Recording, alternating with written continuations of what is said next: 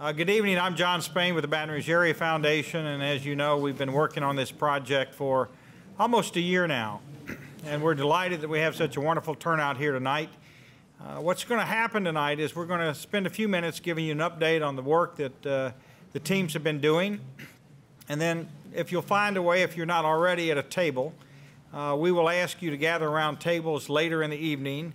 We'll give you copies of the plans of various ideas that we've been working on, so that rather than having 300 people ask a question, each of you will be able to sit with someone at your table who will kind of facilitate that conversation.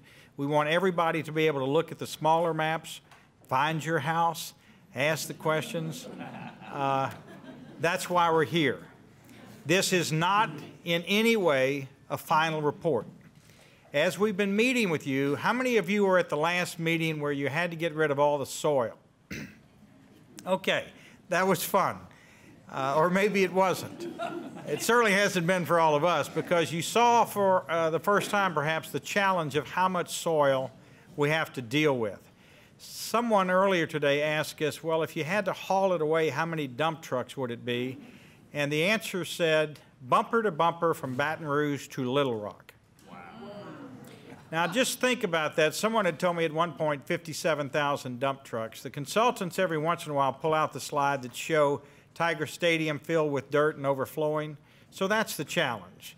And if we tried to take it away, it would be both expensive, and imagine what we do to our streets and your quality of living with dump trucks coming back and forth all the time. So what you're going to see today is the outcome of those last meetings where we've dealt with the soil.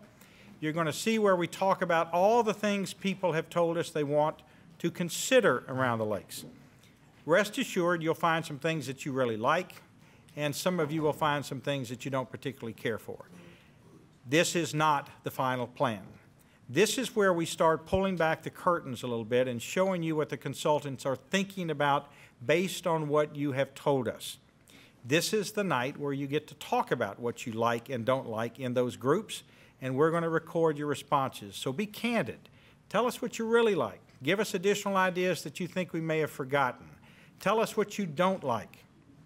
Keep in mind that we have to get rid of the soil. Keep in mind that you and hundreds of other people have told us what they want to do with the lakes. If you live on one side, you have one opinion. If you live on another, you have another opinion. The goal at the end of the process is to listen to this community, because you ultimately own the lakes. It is to restore the water to high quality. It is to preserve what we all love. And it is, for the first time perhaps in the history of the lakes, changing them in such a way so that we can use them more safely. When we started this, we didn't have thousands of people walking and riding around the lakes. We made no provisions for them. So we want to, without changing it, we want to include some of those things that we do every day so we might do them safer. So on behalf of the Baton Rouge Area Foundation, LSU, BREC, the City of Baton Rouge, and all of our partners, I thank you again sincerely for your time tonight.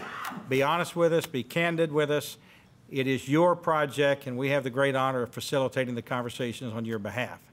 And with that, I'm going to turn it over to Kinder, who leads our outstanding team of consultants, and you've met him many times in the past, and he'll bring you up to date on the work they've been doing. And again, thank you for being here. If you see anything tonight that you don't like, I want to introduce you to my local partner, Jeffrey Carbo, who's designed all the stuff that you didn't like. But no, seriously, there's always those questions. Those guys from out of town, you know, what are they going to do? They don't know what we're doing. Well, yeah, we are from out of town, but I did grow up here, so I have some pretty good ideas of how that works. But that's why we have locals on our teams, too. We have local engineers, local landscape architects, local designers that know day-to-day what's going on. They can help us, you know, read the pulse of the place. So the lakes, right? That's why we're here. I keep kind of preaching and talking about this idea of healthy city, which I think is a big part of what this project is about. We can kind of drill it down to like real mundane things like, you know, how much dredge do we have and where do we put it and what happens, you know, next to my property, how does this affect the university, all these things. Those are important. But I think we can't lose sight of the fact that there's an opportunity to change the way people use a really important part of the city. An icon for the city, an icon for the state, an icon for the university. and really think about how to do a better job of designing these facilities so they do the things that we really want them to do. And they do them very well. And if we do that, the brand of Baton Rouge changes, the way people think about themselves changes, and it becomes this sort of happy, healthy, lifestyle, conscious place. That's what we want to do with this project. It's already not working. Okay. All right, so anybody that came out tonight to see the plan unveiled for what we were going to do, you're going to be sorely disappointed. Sorry. It did say that, right? But if you read a little deeper, what it says is it's a framework plan. And I want to be clear about that. John stressed it. I want to stress it.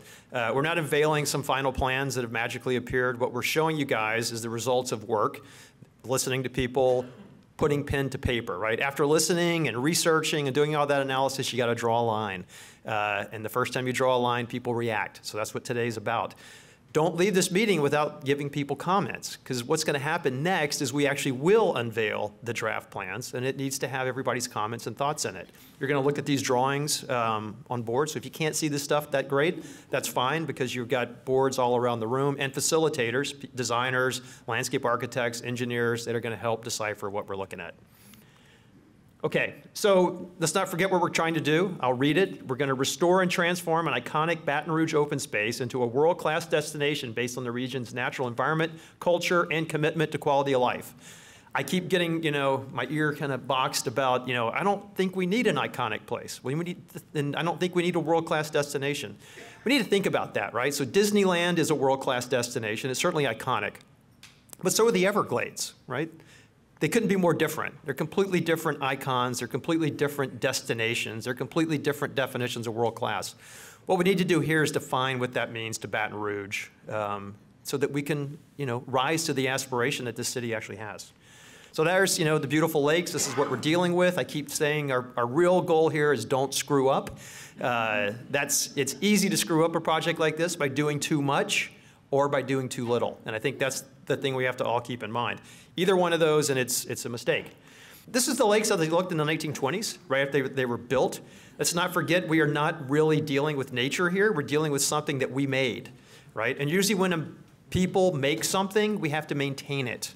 And there's all sorts of things that go into that. So an urban watershed or a lake system like this needs a lot of maintenance, just like a park or a lawn or whatever. It looks like nature, it smells like nature, but it's not really nature, right? You see all these trees that are in there, that's when it was a big swamp. A lot of those trees have died. The water quality changes. Development, look how small Baton Rouge was at the time. Development has changed. It changes the way the water works, the watersheds, the stuff that comes into the lakes. All that stuff changes as development happens around the lakes. The other thing to take away is that Susan Turner gave a really great presentation. She's done a bunch of research on the lakes. That these things have kind of been a mess since they were built. Fish kills have not just something that's happened in the last 10 or 20 years. That's been going on since like 2 years after the lakes were first built. Algae blooms, all these sort of things that happen, that's always been there. And what we want to do is fix that, right? We want that to stop. And that's design, right? We want to design it so those things don't happen anymore. Okay, so these are all the things. I'm not going to go into all this detail, but this is all the stuff that when you go through with the right eye, it's like, this is kind of broken. These are things that aren't working. It looks beautiful, right? So it can be deceiving. But, poor water quality. There's signage that's missing. You're coming to, one of the greatest universities in the country, and you don't even know it when you're arriving. There's barriers to access. There's erosion that's happening. There's habitat that's being degraded. There's a lot of conflicts between pedestrians and vehicles. Like all these things add up, right, to kind of make a place that is functioning great, surprisingly, right, because it wasn't really designed to handle all these things. So we need to take that in mind as we move forward. So there's a beautiful place. This could be the Atchafalaya Basin, right? It's a beautiful piece of nature, and I think we have to remember that even places like that have to be maintained, and they have to change, and we have to do things to make them work. So this place operates because of laws that have been put in place, right? The sky is clear because of the Clean Air Act. The water is clear because of the Federal Water Pollution Control Act. It goes on and on and on. If there's wildlife there, it's protected, right? All these things are done by man to maintain places like this. And so I think that's what we're about today, is we're trying to figure out what are we going to do to maintain the lakes? Because I think in a lot of ways we haven't really maintained them in a big way over time. We've done little interventions here and there, but we haven't maintained them. So we need to think of what does this sort of thinking mean to a system like the Baton Rouge Lake system. Okay, I like to say we're at a tipping point, right? This scene on the left, that's big algae blooms that you get. You can actually walk across the water. It starts filling in. It gets so shallow, the water, there's no fish in there anymore. The ducks don't show up. The pelicans go away. Or you get the thing on the right where it's deep and it's clear. Or it's a variety, right? It's not necessarily all deep, but portions of it are. But the water quality is improved, and it becomes a great place that people want to spend time around. We want to figure out, don't do too much, but let's not do too little. Okay, so what have we been doing? Tonight's public engagement. We have a website called Mind Mixer. We've been getting all kinds of comments from people that do not come to public meetings, so we're reaching them electronically. Last time we did all this keypad polling, and we had people vote and ask them questions, so we got general themes. We weren't trying to vote on a plan, vote on the theme so we understand what you like and what you don't like. And we looked at things about nature, things about recreation. Last time we were here, we had everybody get together and try to solve the problems themselves. So you can see a little bit about what we have to go through to do this stuff. So we had to get rid of dredge, and then after we got rid of it, we had to then come in and figure out what we were going to put on top of it. You could send some of the dredge away, but it was going to cost you about $25,000 for one of those little chips. So it's, you know, big decisions that everyone got to participate in. We documented the results, and we've used that to inform the plans we're looking at tonight. Okay, we also just have done all sorts of events where people can come by, they can write down comments, they can give us all their sort of off-the-cuff ideas of things they're interested in. Other types of events in parks and whatnot.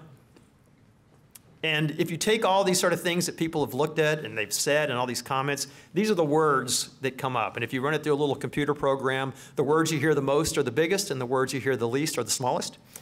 So paths, people are very much into that. Lighting, boating, sidewalks, little tiny things, you know, I don't know. Cafes, didn't get not hearing that a lot, but if they're on here, people have mentioned it, right? Okay. So let's look at the sort of frameworks that we're looking at. Previously, we said, look, there's maybe 3 different key directions that we would take in deciding how to go about creating a plan. This was just trying to do some throwaway schemes, but one said, let's look at cultural landscape. Let's say that this is a historic place. It needs to be preserved. We need to understand how people use it now and how they use it in history, but also think about how we interpret that historical perspective into a plan, modern day plan, that's very preservation-minded. The second one was saying, let's look at ecology. Make the place all about ecology. We'll do every ecology bell and whistle that we can come up with. And the third one is about sports and recreation. People are doing a lot of sporting activities. Let's see if we could make this the greatest sporting lakes in the world, right? The result is you're not going to do one of these. That would be silly. What you're going to do is all 3. And you're going to think about how all 3 of those come together to create a really great, robust plan that does a lot of things for a lot of different kinds of people. So tonight, what we're really looking at, the way a framework plan works and the way a master plan works, there's lots of systems that we deal with. And you take all those systems, and some are circulation, and some might be programming, things that you're actually going to do there. Some would be ecology, but you take all those things, you think about them, you assess them, you research them, you analyze them, and you start to develop each system. And you put them together, and they start to create a plan. So tonight, we're looking at some of the key systems that we need to look at that will ultimately become a plan. So it's water quality, dredge and grading, ecology, circulation, programming, architecture, and landscape. Those are the key systems. There's other things we're looking at, lighting and other things, but these are the key ones that we're studying right now. Okay, so the first one is thinking about water quality. That's the #1 thing. That's really the reason we're here, right? All this stuff kind of ties back to water quality. So things that we're dealing with, sediment or just stuff that's in the water, that's actually easy. You know, that's the stuff you see is the garbage and things like that. It's the easiest thing to take care of, actually. The second thing is sediments. That gets a little more difficult because you're talking about fine particle silts. You have to build special basins and things in order to hold that stuff, capture it, let it settle out, and scoop it out before it pollutes your water. But it's not typical pollution. A lot of that stuff's just kind of natural pollution, right? It's soils that are washing in. And then the last one is the hardest one. That's nutrients. So this is like phosphorus, nitrogen, stuff that comes off your yard when you fertilize it. You want that beautiful green grass. Guess what? It makes a beautiful green lake, too. So we have to think about that and how you can take those nutrients out of the system. So we have tricks and techniques for that. The little red dots, those are all the point sources where storm water comes into the lake. And you think storm water, that's just rainwater, right? Well, it's oil from your car and tire debris, it's gravel and dirt and dust. If there's other types of chemicals and things, that's in the storm water. All that stuff washes down into the lake and ultimately into Bayou de Plancher. And it degrades the quality of the water in the lake. The other thing you see is these sort of light green kind of ribbons and things. That's starting to look at water quality basins. It's starting to look at water quality wetlands that we can use to take the point source pollution, clean it up so that the water that ends up in the lake is much cleaner than the water that's coming out of the pipes. And so how we do that is you build a basin or a wetland that has certain characteristics that captures those nutrients. Primarily it's contact, right? So you want that water to spend time rubbing up against gravel and rocks and soil and the plants and vegetation that you plant within this little wetland area. That helps clean the water. We've done these things actually even with wastewater, where it's sewerage water that you're putting into that, send them through wetlands and it comes out the other end. Actually, some people have made it so clean you can actually drink the water that comes out just through contact with wetlands and things like that. We're not trying to go that far, but we are trying to clean, the water to an appropriate level. The other things that that starts to do is it helps create a better lake system. So if you think of a lake edge with a slope and sort of upland habitat, maybe that's someone's yard, the upland habitat, or maybe it's the bird sanctuary. But that comes down to maybe a bench that has a wetland, this area that says flow. I think I have a pointer here, don't I? Yeah, flow. That ends up as a place that captures maybe some of that runoff that's coming off of yards and streets and things. Then you have a wetland bench that's maybe more about habitat creation, birds, aquatic invertebrates, all these things that happen there. Okay, so that's water quality. Now the next thing that impacts water quality, the way we deal with it, is dredge. So what are we doing there? The lakes are shallow, right? A good lake system is going to have a lot of variety, but it's going to have areas that are deep, 8 feet deep maybe. It's going to have areas that are shallow, 2.5 feet deep, maybe 18 inches. This has a lot of shallow water. The deepest part is right here, and that's where we dredged it about 30 years ago. But you can see a lot of it was not dredged. A lot of it's still very shallow. That's a big part of the problem. Shallow water gets really hot in the summertime. Lots of light gets into it. Algae loves light. It loves heat. Loves shallow water. Starts to bloom. All that, those nutrients we talked about earlier start to make problems. Fish die if they don't have oxygen. The water just gets worse and worse. The other thing that happens is that that stuff that is being generated, this algae actually kind of dies, sinks to the bottom, creates sediment, and the lake gets even more shallow. So it kind of turns on itself. The other thing we have to study are the winds. Which way does directions the wind come from? And the reason we do that is erosion, right? So wind drives little tiny microwaves into the shores. It creates erosion. There are areas on the site that are, the lake edge is probably 15 to 20 feet landward of where it was when these lakes were built. So erosion is every day. The steeper the slope, the worse the erosion gets. So it starts off shallow and it gets steeper and steeper and steeper, and that wind energy keeps pushing against it, chipping away at it. So over time, if you look in the lakes, you'll see pipes that stick out 15, 20 feet into the lakes. That used to be covered with soil. It's all come back. If you just look right up front here, huge erosion problem. They actually have put netting up because the sidewalk's starting to slip in. And this is a place that's probably 15 feet above water level. So there's another spot where it happens. It's happening throughout, and a lot of it's happening in this location here and here because the winds push that water, the waves kind of build up. So you start to see these areas where it happens a lot. You have a fair amount here as well. This little diagram, it's like an inventory. We've looked at how high is the bank above the water, and we've looked at how steep is the bank along the water. The steeper the bank, the worse it is, right? The higher it is, actually in some ways that's good because remember we're trying to get rid of this dredge material that we have to deal with. So if you have a high bank, there's a lot of soil that you can lose there. Okay, so then if you start thinking about what that means, you might have a space where there's a fairly steep slope, 2 to 1. Doesn't look that steep, but that's really hard to walk down a 2 to 1 slope. You'd probably just fall right in. So if we have that eroded edge condition, in some cases we just want to put it back to the way it was, right? So we might come in with a 5 to 1 slope and fill all of that space, right, to create the new lake edge, and sometimes it's just mimicking an old lake edge. In other cases, there may be other problems that we want to solve with this, right? It's not just about a lake edge. It may be about pedestrian circulation and conflicts like that, or just how people want to use the lakes in the future. So you might come in and build a bench to put people on so they can hike or walk or ride a bike. The red lines, that's your view if you're standing, you know, like say in a front yard, if this happened to be Lakeshore Drive or something.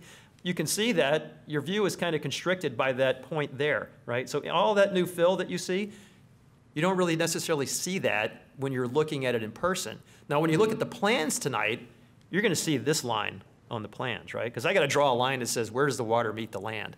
So you might see that line on a plan view, but if you're standing there, you don't. And I think that's a key thing that everybody needs to think about as we review plans later. This is where it gets steeper.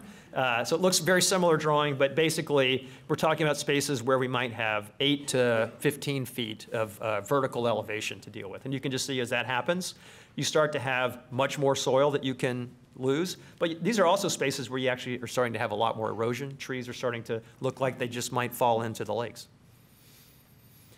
How are we going to do this? So we've done a lot of talking about what are all the various techniques. We've done research. We've talked to contractors. We've looked at costs of things. Basically, what we think we're going to end up with is a cofferdam system where you come in and you take the lakes, you divide them into segments, and you excavate, you drain each segment, and you excavate that segment.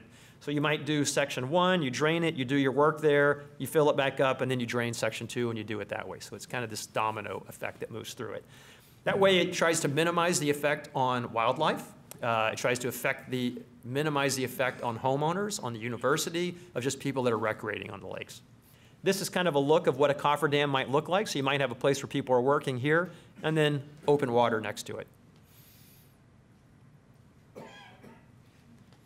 Okay, so here's the plan, right? This is what everybody wants to see. Where's that dirt going to go? So remember, this is kind of what we're looking at. We're looking at spaces where we might put a bench here. We're losing some fill in a space like that. And then you're reestablishing or creating better aquatic habitat next to it. There may be other spaces where it's a little shallower here, but we come out with a lower sort of underwater bench that has other types of aquatic habitat on it. Variety is the key to this project, right? Lots of variety means lots of different bird species, lots of fish species, and lots of things actually for people to do and enjoy as well. So when you see this green line, the one that's limey green, looks like grass. It could be grass, but not necessarily grass. It could be a garden. It could be paving. It could be a pathway. It could be trees, lots of different things. We're really just trying to say this is where the dirt goes. But what you're looking at, remember, is this line where that meets the water. You may or may not be able to see it from the land, but that's the line you're looking at. What we've done is we've gone in and tried to say, look, there's a park here that's kind of underutilized. Maybe that could be a better park, a more important park. Are there places at Wampold Park that we might actually expand and make it, you know, do things that it doesn't currently do, accommodate uses that it doesn't currently accommodate? Look at filling portions of Corporation Canal here where the university would like to put parking there. So we can put it in a pipe. It's already happened from here to here, as you can see. That would get extended a little further. There are spaces where we want to reestablish the bank line to where it was. There are spaces where we might need to put a bicycle or a walking path because of vehicle-pedestrian conflicts. All those sort of things have played into how these lines have been drawn. None of this stuff is random. None of it's just, I think I like the way this looks. There's a good, strong reason for where every little line goes. But basically, it's about that. We're trying to lose fill. We're trying to reestablish bank lines. And we're trying to fix problems, right? We see this as an opportunity to make things function much better than they have in the past. Ecology, that's important. You know, we want to be thinking about open water. We want to be thinking about wetland benches that happen right next to the lakes, and these happen there already.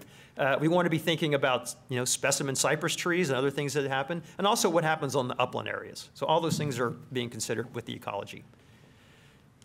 Deep water, cypress swamps, upland forest, wetland fringe, those are the key components of the ecology that we're dealing with. So this is an ecological map. You can see there's a lot of stuff going on there. This is about variety. Again, trying to support a lot of biodiversity, a lot of different plant types, a lot of different species types. And you know, you can imagine if you're jogging maybe along this edge right now, it's just kind of water everywhere and there's trees, it's beautiful. But if you started to have other types of systems incorporated, it might make it more interesting. One item on the, which I did not touch on the dredge thing, but we can talk about it here, is that where we do have these winds that are eroding spaces, we need to think about what we do with that going forward. Some choices could deal with armoring it. You could do that with certain types of fabrics. You can do it with big chunks of concrete, right? Those are kind of very different uses. You can also do it with plant material, and considering the slope of the land that we're building. So if it's very shallow, it tends to dissipate the energy as it comes along. So this area, you can see some islands that are wetland islands. They might come out of the water that much. They might be that deep under the water, but that helps dissipate that energy so that erosion goes away. Again, always trying to solve problems with the soil wherever we can. And a lot of this with ecology goes back to trying to think of this iconic place. Why do people come here? And I think a big part of it is about the idea that maybe the whole lake system is really a bird refuge. If that's kind of a brand that we want to give the place, and we need to talk about it, but if that's sort of a brand and identity that it does bring tourists to town, people are very interested in these sorts of places. They have, there's national lists, and people travel across the country to go to great places like this to see wildlife and birds. To see it in an amazing urban setting is very rare, and I think people would really be interested in that. But we have these sort of iconic piece that is the bird sanctuary now. Does it function great as a bird sanctuary? It could be better. But maybe that ideas start to happen everywhere, right? And that means that maybe there's bird blinds. Maybe there are ways to funnel people that want to come do it to certain parking areas so it's very easy for them. Maybe there's a birding trail. Maybe they can rent a canoe. Those sort of things start to happen to create that whole matrix so it all works together as one system. Okay, circulation. These are kind of big issues that we need to dig into. There are spaces that work great, right? A path that's far off of the road and it goes through beautiful shady trees, so you can use it throughout the year. It's just wonderful. But there are other areas that don't work so well, right? So we have, maybe this is along Lake Crest, that's pretty dangerous. Cars are going way too fast along here, and there's no separation between pedestrians and cars. There's this guy, I don't know where he's going, he looks dangerous, but he's jaywalking, right? And that's not allowed. And here's a woman, she is exercising, and that's fantastic, but she's doing this probably on Lakeshore Drive, and she's texting while she runs. That's a very special skill. But the unfortunate thing is the guy driving this car is probably texting while he drives as well, right? So those kind of things, again, if we can figure out how to use the problem that we have a problem, all this dredge, we got to make the lake deeper. Well, if I can fix some of these things with that, I think that's pretty cool, and that's really what we want to do. Okay, so good, better, best sort of thing, right? So this is good if we could just, if that's your eroded bank there, if we could just push this thing out enough that we could get some kind of a pedestrian trail there. Where exactly it happens, I don't know. A little better if we could actually carve out a space for bicycles so that bicycles and pedestrians are not mixing, and it gives a little bit of separation between bicycles and cars. And I think the best would be if certain areas became one-way roads, and then you carved out a dedicated bicycle route, and you had still the dedicated walking trail, right? I think that's the ultimate thing that you want to do. You don't do that everywhere, but there are places where that would be a big benefit. So this is the diagram that we're looking at. So for pedestrians, right? So you can start to see there's a big pedestrian loop that goes most of the way around the lakes. There's interesting little places where it might extend out into the lakes and become a pier or a jetty or a little floating platform of some sort. There might be overlooks that happen, maybe right in front of Lod Cook. It gets bigger, better. There might be other kinds of bridges down at the end of Sorority Row. But all these things start to create a more robust pedestrian and exercise place.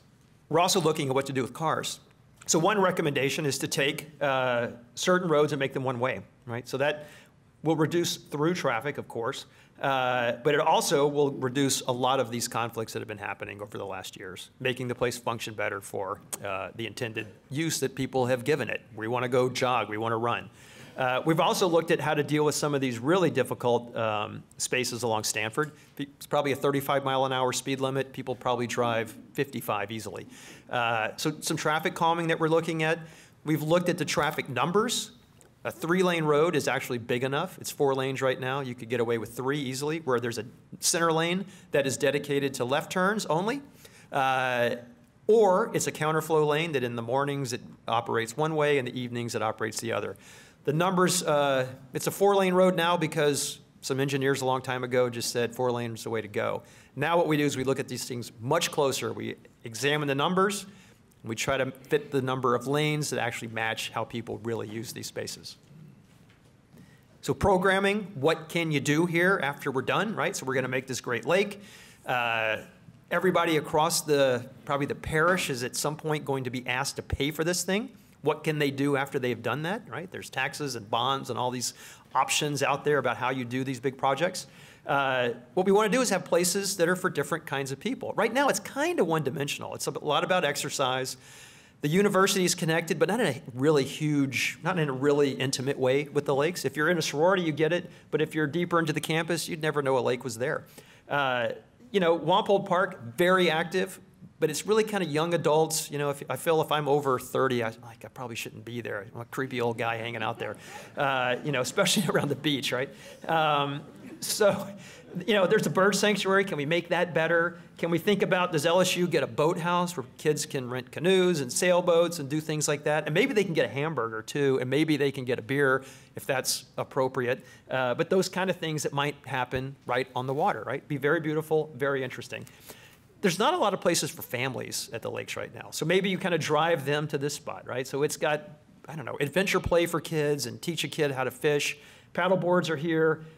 Pedal boats are there, right? And even thinking about how you extend City Park kind of down so this becomes more of an iconic roadway instead of just a road that's called Dalrymple that no one can pronounce. It actually becomes this beautiful road with a lot of iconic elements that really announce that you're arriving at LSU or into Baton Rouge. The kinds of places that we would have. So, you know, active recreation, that could be running, it could be biking, paddling. Passive places, just places to hang out around a beautiful lake and just enjoy the sun. There should be social places, and maybe this is some of the stuff closer to the university, but places where people can actually get on the water on a floating platform, have a little quiet party, maybe rent a floating platform, right? And it provides some revenue that could be associated with maintaining the lakes, because after we do this project, we have to maintain it.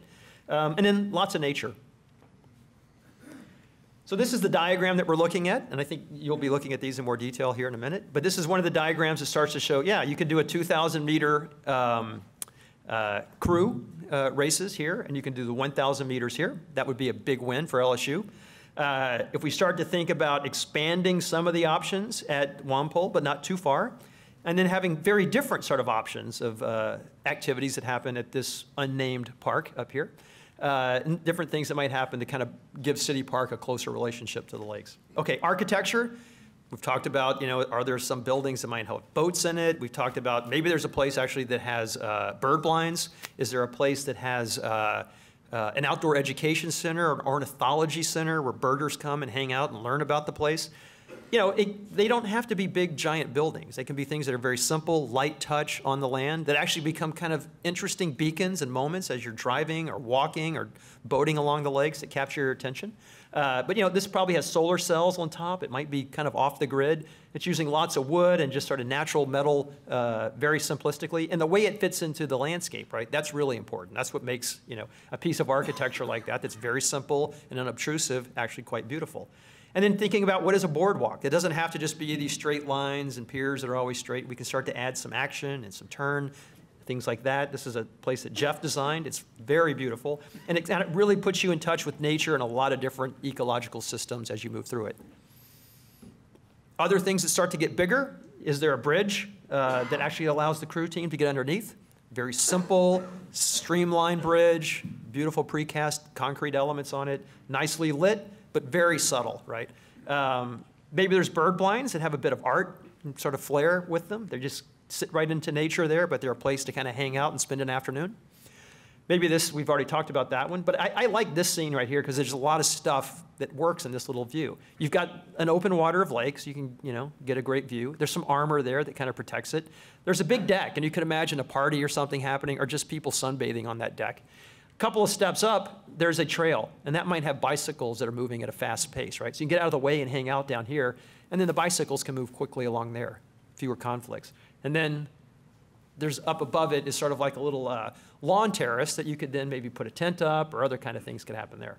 And these are the places where these iconic things might happen. Maybe a boathouse for pedal boats here, maybe the LSU piece that's down here, some pedestrian bridges that might happen in a few key places. We're talking about maybe taking the dam that happens here, moving it back. That can do some certain things with the hydrology that certainly are currently not possible with the way the lakes operate, but make it a dam that's operable.